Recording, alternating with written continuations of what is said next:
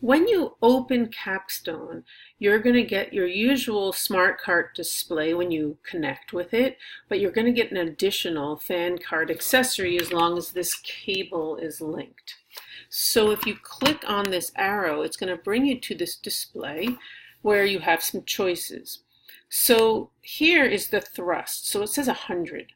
100 what? Well, they don't tell you 100 what. You don't know what that is. And you will never know. You might be able to calculate what the force of that fan is, but you will not be told. These are relative values.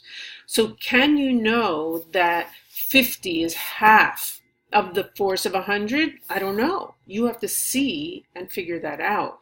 We're not quite sure if that's true or not. All that you know is that 50 is less than 100 and it's more than 25. So don't make any assumptions about what that number means. There is a calculation that you can use if you want to create calculations, but I haven't taught you really how to do that on Capstone yet. So you're going to have to really rely on Excel for now. So these values run from positive 100 all the way down to negative 100, and this becomes your control. So if I want to put this all the way up to maximum and turn it on, I can press this on button and you can hear it go on. If I turn it down to 50, and I can control this, I can actually not turn it off and just control it this way. And then when you put it in a negative value, that's going to give you it's going to start rotating in the negative direction. So you can control it through these buttons here.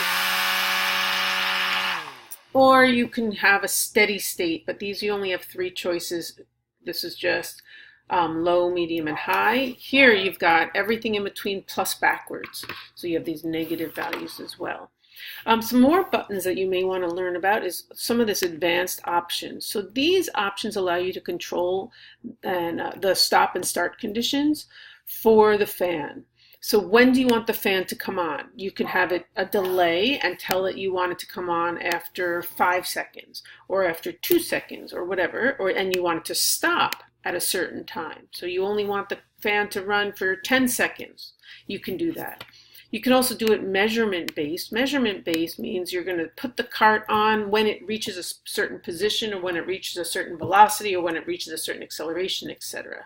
So those are the things that you may find useful as we use this over the course of the year.